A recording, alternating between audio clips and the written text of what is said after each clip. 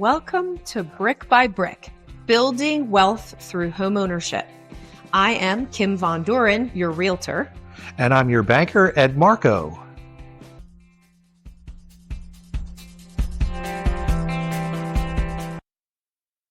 So this is part 2 of how to do a rental property or rehab a rental property, or a buy and hold, as you like to call it. Mm-hmm. I think we're at the point now where we would talk about the process for getting, once we've selected a property, what do we do to get this thing ready to be a rental? How do we determine if it's going to be a good rental? Right. So just to review the basics, Mm-hmm. It's the same process. So what am I paying for the property? Mm-hmm. How much is the rehab going to cost? Mm-hmm. Once I've sorted all those numbers out, whether I'm using financing or I can afford to buy it with cash outright and pay for the rehab, whatever those numbers are, you want to make sure at the end, you know what the market rent is in that area for this specific property that you're looking at. And then what will be my monthly costs, assuming that I'm carrying a mortgage, let's say, and or I have, you need to take into consideration what utilities are you paying? Because I always pay the water, the sewer, and the trash in all of my rentals. So I have to make sure, have I considered what that is in this place? Maybe I don't know what it is in this particular town, borough, township. And so I need to know, what are those costs going to be? So you just want to make sure you know all of your numbers going into this. Right. So it would be like your mortgage, your property tax, water, sewer, garbage, anything that you're going to be paying to keep that property. Yes. Yep. What are my monthly costs? Right. What are my monthly carrying costs to hold this property? Now, what's the market rent? Does it cash flow $2? Does it cash flow $200? The ideal scenario is that it's cash flowing minimally $100. Right. That's not that much, but it is something, because you will have maintenance. That is just part of owning. If you own your own home, you have maintenance costs. There will be maintenance costs on a rental property. So you have to, what I would suggest you do is not spend that money, put that money in an account and allow it to build till you have a certain amount of reserves. And then that way, if something happens, then you don't have to reach into your own pocket. You have a fund for that is come out of that property. Right. As I said a dozen times so far, the best way to be prepared for something is to be prepared for anything. That's right. Yeah. And so one of the ways that we try to avoid big costs down the road, and they will come, it's just the nature of owning property. But in the beginning, I would say that the best thing you can do is do as much as you can. So what I mean by that is, if you see that the heater is 25 years old and your HVAC guy's like, yep, it's okay. It could potentially last another 10 years, or it could last 2 more years. There's no way to know. Well, how much peace of mind do you want to have around that? Right? Because that's a call on a Sunday night at 10 o'clock. Hello, Mr. or Mrs. Landlord. Our heat isn't working, and it happens to be 20 degrees that night. Right. Yeah. Right. The heater always breaks when it's too cold at night, the day of or before a holiday. 100%. While you're out of town. That's right. So now you're going to pay a higher rate to your HVAC person. Right. Yes. So if you can afford to update, and I don't mean waste money, don't update or upgrade anything unnecessarily, but functional systems, if they need it and you can do it in the beginning, right? If I could have switched so I'll give you an example. This is an interesting example. When I purchased 2 of my properties in a borough, the road that runs down the main street of this town is a state road, and they had just asphalted that road, which meant that it could not be dug up for 5 years. Wow. So even though there's natural gas in the street out in front of the house, I can't get it to the property because I can't have the street dug up for 5 years. So I had to wait. Wow. Mm-hmm. So those are little things that, the average person may not know something I did not know that. Right. So those are the types of things I would have switched them over right away, but I couldn't. So we limped along with the systems that we had until we got to the point where I could do it. And oftentimes, here's another little tip. The gas company wants your check every month. So they will typically bring the line to your house for free. Not always, but oftentimes they will pay the cost to get the line in the house. And then you just pay somebody to hook it up to a system you bring in. Nice. Okay. So rehabbing. Yes. Yes. So when you go in there, do as much as you can and look at it again, like, okay, do I need flooring? Do your flooring last, right? Right? You're going to do your flooring last, but look at the flooring because, again, you're going to assume these people are coming and they have pets. So if you can go straight to vinyl plank, do it. Now, older houses, you might not be able to use vinyl plank, or you may have to use specific kinds of vinyl plank. But again, do your investigating. It's worth it up front. I'll give you here's why. I rehabbed the property. I put brand new carpet in it. Now, I did that because the floors were totally messed up. The floors that were there, it was a steam boiler in the basement, and they got water in the basement. So it warped all the floorboards. Right. So nothing's flat or straight so there was a place down the hallway back to the bedrooms. I had to put carpeting as well as in the bedrooms. It was just better. So I put carpeting in. I have tenants move in. They have dogs. They move out, and the carpets have been shampooed twice. Can't get the dog smell out. The carpets are 1.5 years old. Had to tear them out and put new carpet in. And I couldn't put vinyl plank in there. The only way I can do vinyl plank is I have to tear out all the flooring, put new subflooring, and I'm not ready to do that.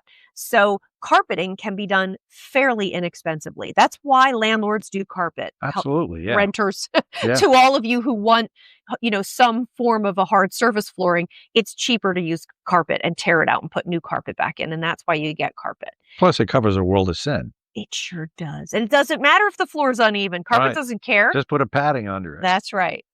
Yeah. So I move in the next set of renters into that same property, and they are there for 1 year and 2 months. Same thing.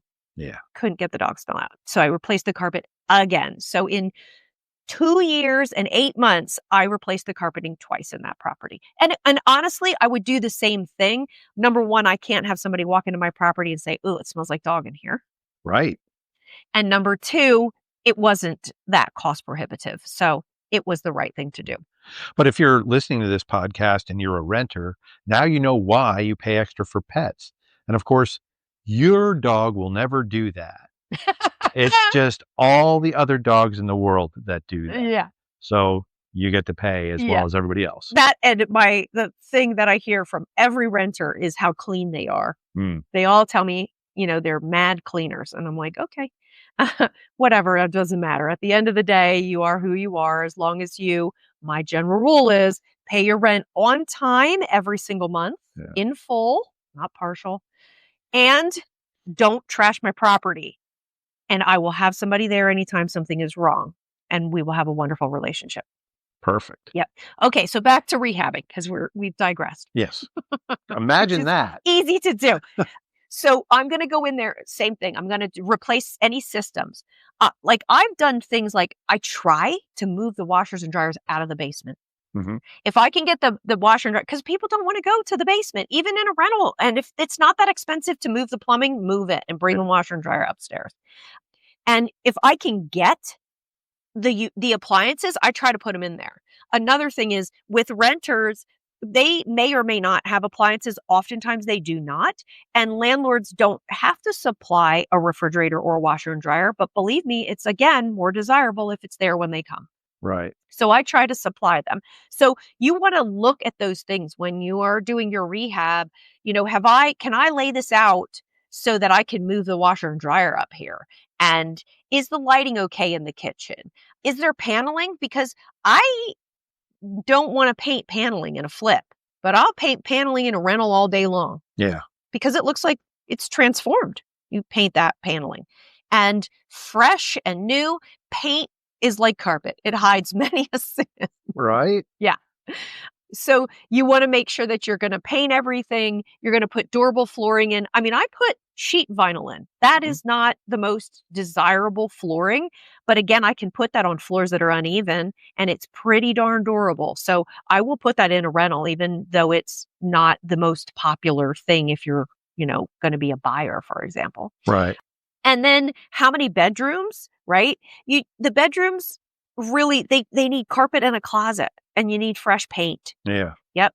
And the bathrooms, people are hard on bathrooms. So this is just, leases is probably a whole episode in and of itself. Right. But one of the things I put in my lease, for example, is I'll pay for the first 30 days of a clog. So if you move in and in the first 30 days you have a clog, but after 30 days, that's not a clog that happened before you arrived. That's your clog. So now you have to pay to have the clog. You're talking about a clogged up sink or toilet. Correct. Okay. Mhm. Okay. Yeah. Yep. So during the first 30 days, you're assuming that might have been the previous tenant's fault. So I'm going to pay for it. After that, renter, you're on your own. You did that. You Right. flushed your dog down the toilet. Yep. And I'm not paying for that. Yes. Right. Okay. Yes. Or your kid's toy. You'll Right, find a right, kid's right. toy in a Yeah. toilet line. Right. Yeah. Yeah. So, same thing outside. So you want to look at it from a durability standpoint. Sure. The other thing is sometimes in your rental, particularly like townships or boroughs who come out and inspect your rentals, all your windows usually have to open and close. Okay. Yeah. Yeah. That So makes sense. that's not always how you think about it when you're doing a flip. You may not replace all the windows in it. It may have old windows in it and maybe some of them open, but they don't stay up. You can't have that in a rental. Okay. They also have to have a screen in every window. Wow. Mm-hmm. So, and again, not every township or borough, but some are very meticulous about that. And they will check and they'll say, you have to put a screen in this window or this window doesn't stay up. You have to have it repaired or replaced. So those are the types of things, again, you need to know going in because you just need to include that as part of your rehab. Right. Right. Okay. That's Yeah. good to know. Yep. Do all the doors function properly? Do they lock? And you want to make sure, right, that they have secure locks. You don't ever want somebody, there's a liability exposure. And I think part of what is beneficial to me as a landlord is I worked in liability claims for 10 years before I ever became a realtor. And so I understand liability and things that can go wrong. So when I look at a property, I think to myself, well, that's a liability hazard. I don't want to be sued or I don't want to take on that risk. Right. So I try to mitigate any kind of risks that I can, again, through the rehab. Anything that's going to, add a railing here, right? Stairs to a basement are notorious for not, these are things. So it's a lot more comprehensive probably than your flip rehab. Right. Is that how it sounds to you? Yeah. Well, it sounds like they're both comprehensive. It sounds like yours is comprehensive in a different way. Mm-hmm. Like you are really looking through it through long-term eyes and like the whole liability thing. I'm looking at it on a flip. What are the banks going to require? What's the minimum that zoning is going to require? And what can I do to make this look desirable? Right. Whereas you're looking at it through the eyes of what's my insurance company going to think about this? That's right. What's my lawyer going to think about this? If somebody's kid is going down the basement steps and there's no railing and they fall off and crack their head, am I going to be in court because there's no railing? I better put up a railing. Whereas once somebody bought the house, I'm off the hook. I mean, you own it. It's not my property anymore. Exactly. So that was all up to code. That's all that mattered at the time of sale. Yeah. And insurance is a whole separate issue when you're holding the property because now they have requirements, right? Right. So just a general rule is because we talked about having pets. So your tenant, when they have pets, my insurance company doesn't allow for 3 breeds of dogs. I know they can't have these 3 certain breeds. And so that's one of the things I have to vet is what kind of a dog do you have? Right. Because my insurance company says no to these. And railings is a biggie. Like, I have a rental property that had a railing. It was a raised porch and it was probably, it varied, but I'd say it was anything from 1.5 feet to almost not quite 3 feet at certain points. And my tenant is in the process of getting a divorce and has children. And as soon as the soon-to-be ex-spouse saw the railing, which had big openings that their kids could crawl through, it was a red flag. And so my tenant said to me, the railing is an issue. It was brought up by my soon-to-be ex, and I don't want to have any risks around losing custody. Oh, So, wow. Yeah. right. So, I mean, Oh, this seems man. crazy, right? Wow. But here's my tenant, like, The what? landlord's involved in a custody battle. But this is the reality, right? These are the things Yeah. that happen. Yeah. People have messy lives. And so we literally kind of turned ourselves upside down and got this railing replaced for her as fast as we could. She's an awesome tenant, and I didn't want to lose her, and I understood the concern. She offered to even help pay for it if need be, which is very rare, by the way. Don't have any expectations around that. But in this case, I knew when I bought the property, I said to my husband, that railing's going to be an issue someday. Yeah. And so I knew it was going to need to be replaced. So we just replaced it. Yeah. But again, you can do things. This is the other piece that's different. You need to do all the stuff that's important in your flip right away because it's going to go on the market right away. Right. Everyone's choosing. Right. Where I could wait. So, we did the bulk of things we needed to do with this property, and then we left these few things that didn't have to be done immediately. But then you do them. My husband loves let's just earn a little bit of rent first, and then we'll do that thing. Right. We'll get around to it. Yeah. Yeah. And so that's a great way to do it. But you want to leave the smaller things for that. The big things you want to do, the things that are going to be a phone call to you down the road. Heaters, right? Plumbing, those types of things that are going to be a call. This pipe is leaking. My heat doesn't work. You don't want those calls. They come always on, like you said, on a day of the week that's undesirable, on a holiday. So you just want to make sure that you address those things up front. So cool. I know I've talked a long time already and about a lot. But that's good. This is all great information. Yeah. Is there anything in particular that you have a question about, or you think maybe? So you haven't. You were a landlord though, right? For a minute, we didn't like it. And why is that? People. People. Oh. Selling a home in town is different than renting homes in town, in my opinion.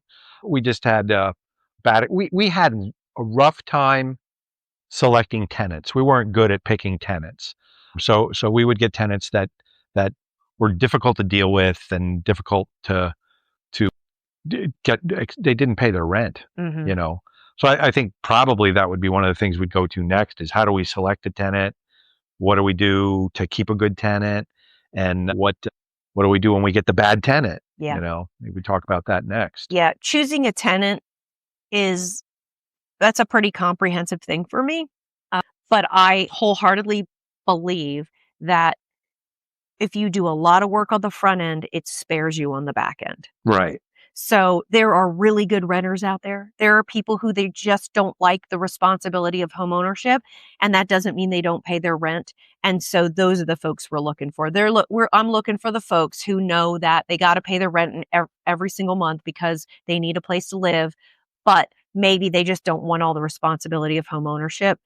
Those are my people. I like a long-term tenant, and I like to vet them up front really strongly. I do have pretty strict guidelines for a tenant. So my wife thinks everyone's wonderful. So she also knows how to talk to people, though, under the worst of circumstances. So that it did work out in the end.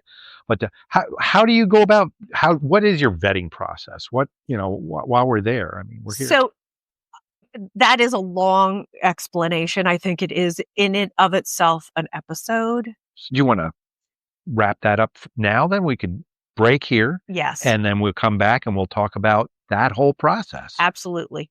That sounds like a great idea. Well, then we'll have a part 3 for sure. Until then, I'm Ed Marko. And I'm Kim Von Dohren.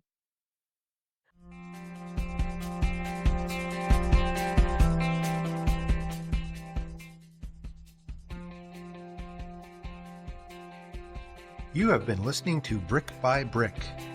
Be sure and subscribe, post questions for future episodes, or comment. This is a Super Squirrel production, Super Squirrel Studios, Stony Creek Mills, Pennsylvania.